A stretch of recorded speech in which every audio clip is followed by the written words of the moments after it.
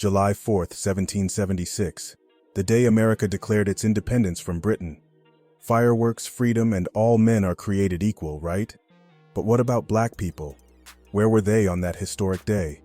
The truth might shock you, and it definitely didn't make it into your history books. While the Founding Fathers signed the Declaration of Independence in Philadelphia, about 500,000 black people were living in the colonies. An estimated 90% of them were enslaved, working under brutal conditions, owned like property. They weren't celebrating freedom.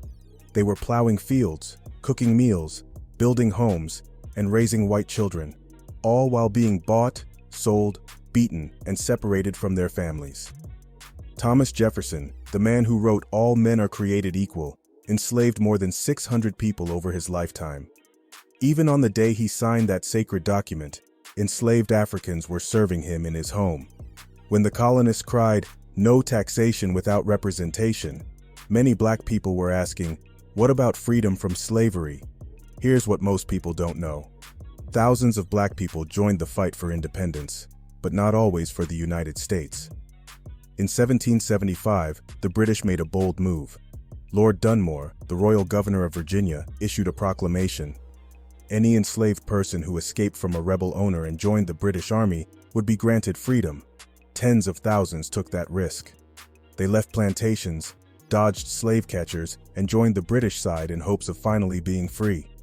And on the flip side, about 5,000 black men fought for the American revolutionaries, including figures like Peter Salem, a formerly enslaved man who became a hero at the Battle of Bunker Hill. But unlike their white counterparts, many of these black soldiers were re-enslaved after the war or denied pensions and land. Not all black people were enslaved in 1776. A small but growing number were free, especially in the North.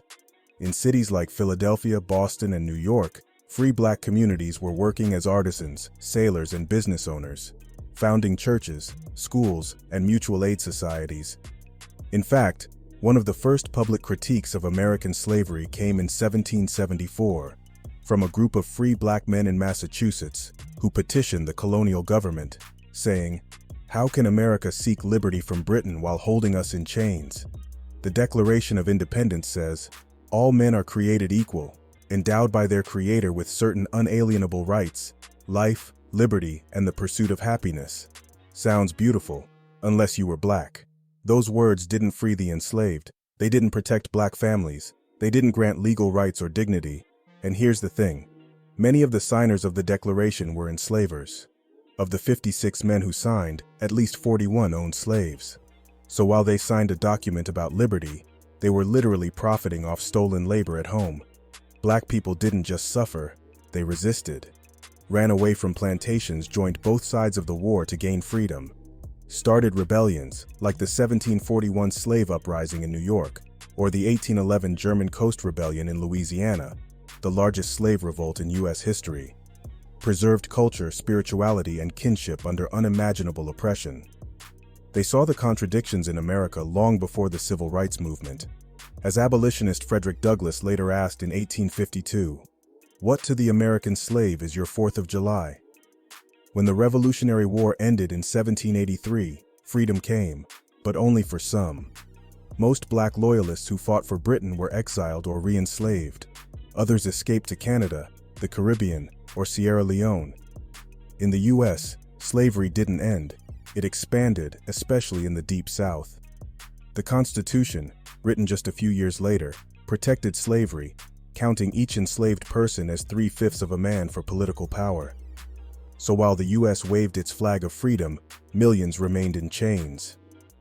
On July 4, 1776, black people were in the fields, in kitchens, in chains, and on battlefields, fighting for a freedom they were denied.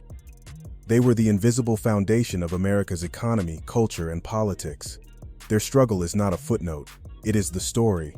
So the next time someone talks about freedom on the 4th of July, remember this: liberty was written in ink, but paid for in blood, and black people were fighting for it from the very beginning. If you learned something they didn't teach in school, hit that like button. Subscribe to Aggressive Intelligence for more real black history, told, not watered down.